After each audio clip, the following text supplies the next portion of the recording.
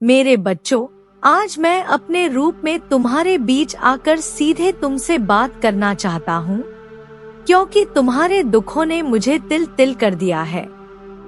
तुमने मुझे बुलाया, तुमने मेरा स्मरण किया और इसलिए मैं तुम्हें छोड़कर नहीं रह सका। मैं जानता हूँ कि तुम्हारी हालत क्या है और तुम किस पीड़ा से गुजर रहे हो। मुझे यह बताने की आवश्यकता है कि मैं तुम्हारे सारे क्लेश एक एक कर सुन रहा हूँ। पर एक बात स्पष्ट कर दूं, मैं तुम्हारी मदद कर सकता हूँ, तुम्हारे लिए मार्ग दिखा सकता हूँ, पर पुराने कर्मों का फल तुमको स्वयं भोगना होगा। मैं तुम्हें उस राह पर खड़ा कर सकता हूँ जो तुम्हारे जीवन को सुधार देगी, पर तुम्हें अपना रोज का व्यवहार और कर्म बदलना होगा। सिर्फ आराधना से ही सब कुछ स्वतः ठीक नहीं हो जाएगा अगर तुम्हारे मन में वही पुरानी गलतियां और स्वार्थ मौजूद हैं। तुम्हारे जो भी दुख हैं, वे अचानक नहीं आए, वे उन कर्मों का प्रतिफल हैं जो तुमने पहले किए थे। परिवार के अंदर, रिश्तों में और समाज में जो कठिनाइयां तुम्हें सामना करनी पड़ रही हैं, उनके बीज तुमने ही पहले बोए थे। यह जानना जरूरी है कि कर्मों का चक्र न्याय संगत है, जैसा बोओगे वैसा काटोगे। इसलिए मेरी आज की वार्ता तुम्हारे लिए चेतावनी और मार्गदर्शन दोनों है। चेतावनी इसलिए कि अब भी समय है बदलने का, मार्गदर्शन इसलिए कि मैं तुम्हें वह दिशा दिखा सकता हूँ जिस पर चलकर तुम्हारे भविष्य के फल अच्छे बन सकते हैं। मेरे आशीर्वाद का अर्थ यह नहीं कि मैं तुम्हारे किए हुए कर्तव्यों और गलतियों की सजा दूर कर दूं, बल्कि यह है कि मैं तुम्हें उठाने, सीधा खड़े होने और सही कदम चुनने में साथ दूंगा।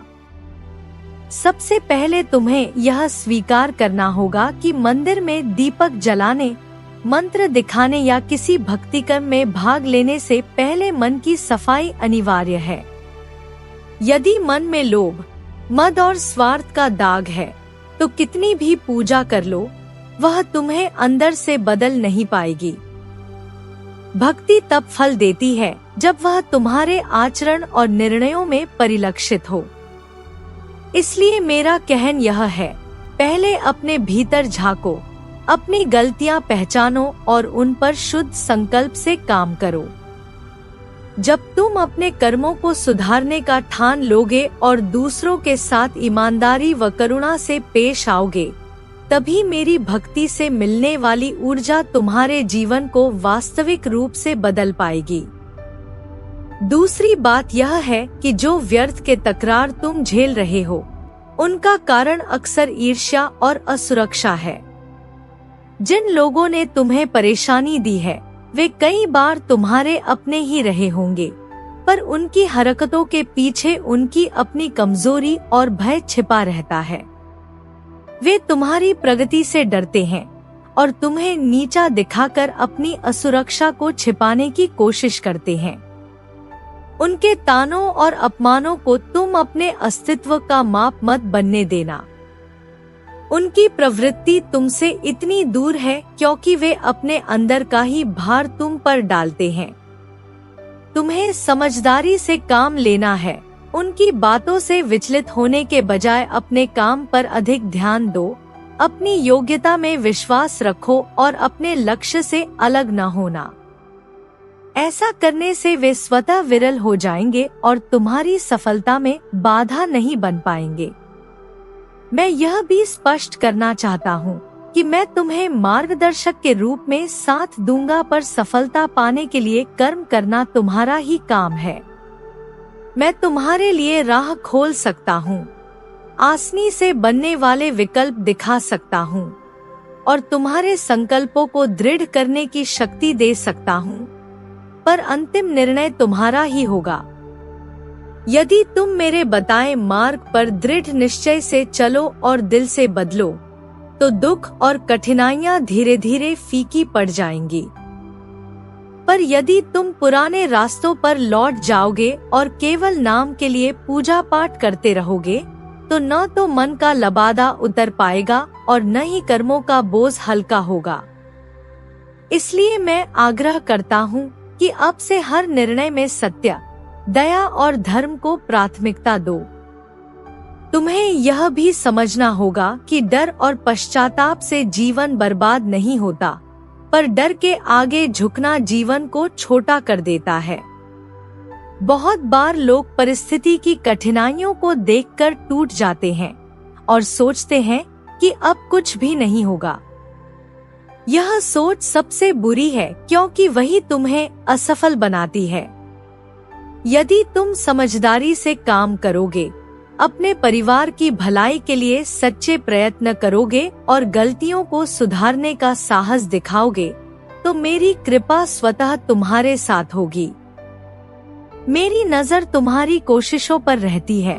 मैं उन पर दया करता हूँ जो सच्चे दिल से परिवर्तन चाहते हैं। इसलिए निडर बनो, अपने कर्मों को सही करो और फिर देखो कैसे जीवन में खुशियाँ लौट आती हैं। एक और महत्वपूर्ण तथ्य यह है कि तुम्हारी वर्तमान पीड़ा केवल तुम्हारी ही नहीं, बल्कि तुम्हारे आने वाले जीवन का भी लेखा जोखा है। यह दुनिया कर्मों का स्थान है।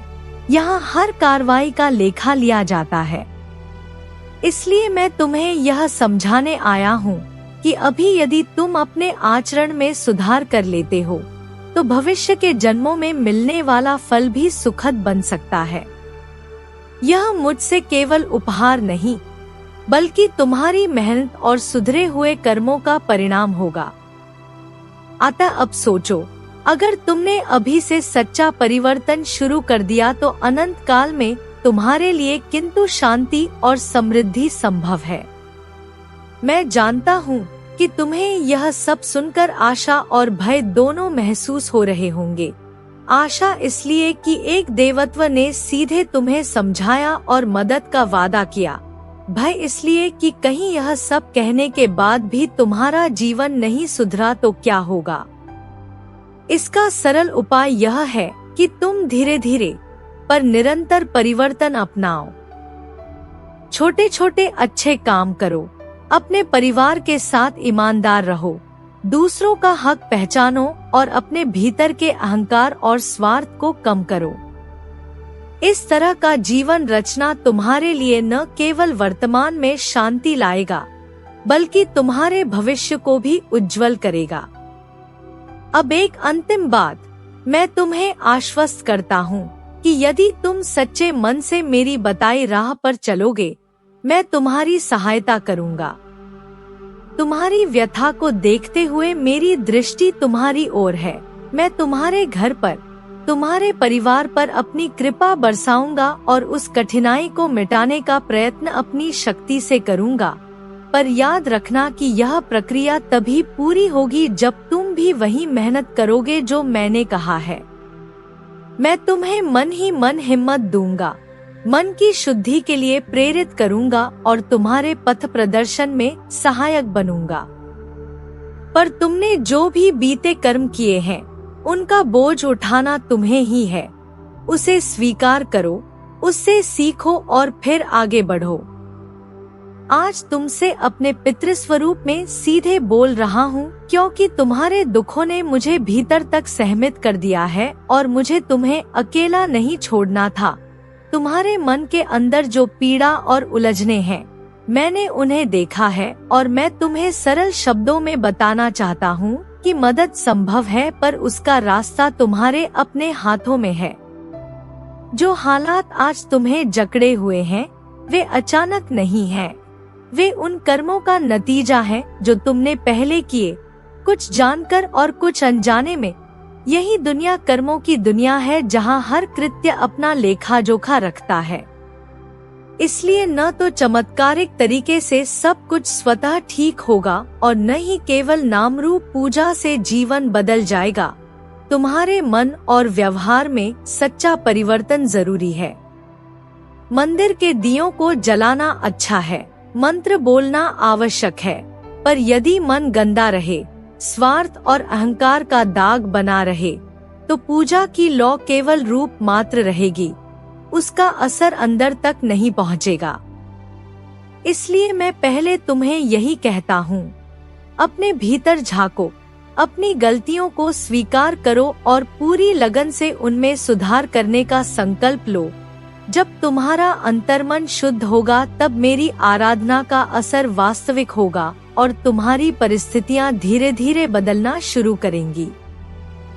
तुम्हारे घर में जो कलह, जो रिश्तों की दूरियां, जो अपमान और संघर्ष हो रहे हैं, उनके पीछे अक्सर लोगों की अपनी असुरक्षाएं और ईर्ष्या होती हैं। वही लोग जो तुम्हें नीचा दिखाते हैं अक्सर तुम्हारे अपने ही होते हैं। उनकी नजरों में तुम्हारी प्रगति उनके लिए असहजता है और वे इस असहजता को दूर करने के लिए तुम्हें टोकते, ताने देते या दबाने की कोशिश करते हैं। उनकी यह हरकत उनकी अपनी कमजोरी है, उनका भय है, पर यह सच नहीं कि तुम्हारी खुशी पर किसी का अधिकार है। तुम उनकी बातों को अपने ऊपर हावी मत होने दो। उनकी बातों से विचलित होने के बजाय अपनी ऊर्जा उस काम में लगाओ जो तुम्हें आगे ले जाए। उनकी आलोचना तुम्हारे विकास का आघात नहीं, बल्कि तुम्हारे आत्मबल की परीक्षा है। इसमें डटी रहना तुम्हारे हित में होगा। मैं तुम्हें यह भी बताना चाहता हूँ कि मैं मार्ग दिखा सकता हूँ, मैं तुम्हें प्रेरणा दे सकता हूँ, पर अंतिम कदम तुम्हें ही उठाना होगा। मैं तुम्हें वह रास्ता दिखाऊंगा जिस पर चलकर तुम्हारे कर्म सुधर सकते हैं और तुम्हारा भविष्य बेहतर बन सकता है। पर यह मार्ग तभी फल देगा जब तुम लगातार अच्छे कर्म करोगे, सच्चाई और दया को अपने जीवन में जगह दोगे और अपने अहंकार को त्याग दोगे। इस राह में छोटे छोटे कदम भी मायने रखते हैं। किसी की मदद करना, सत्य बोलना, अपने कर्तव्यों को ईमानदारी से निभाना और दूसरों के अधिकारों का सम्मान करना, ये सारे कर्म तुम्हारे बुरे लेखों को संतुलित करने लगते हैं। इसलिए आज ही से छोटे छोटे सुधार की शुरुआत करो। प्रतीक्षा मत करो कि समय अपने आप बदल जाए। तुम्हारे अंदर आशा और भय दोनों होंगे। आशा इस बात की कि कोई दैवीय शक्ति तुम्हारा सहारा बनेगी और भय इस बात का कि क्या सब कुछ वास्तव में बदल पाएगा। मेरा उत्तर सरल है, यदि तुम निश्चय पूर्वक बदलने की ठान सको तो बदलाव निश्चित है। डर को अपने ऊपर हावी मत होने दो। डर अक्सर मनुष्य को स्थिरता से वंचित कर देता है और वही असफलता का बीज बनता है। विपत्ति के समय धैर्य और समझदारी से काम लो। अपराध बोध को स्वीकार करो और फिर सच्चे मन से सुधार करो। इसमें मैं तुम्हारी हिम्मत बनकर साथ रहूंगा, पर तुम्हें खुद मेहनत करनी होगी। कोई भी देवता तुम्हारे बदले कर्म नहीं कर सकता। तुम्हारी मौजूदा कठिनाइयां कभी कभी उस शिक्षा की तरह काम करती हैं जो जीवन देता है। वे तुम्हें चेतावनी देती हैं कि कुछ गलत रास्ते पर चल रहे हो। इन्हें अपने खिलाफ कलंक न समझो, बल्कि एक अवसर समझो जिससे तुम सीख सको और आगे बेहतर बन सको।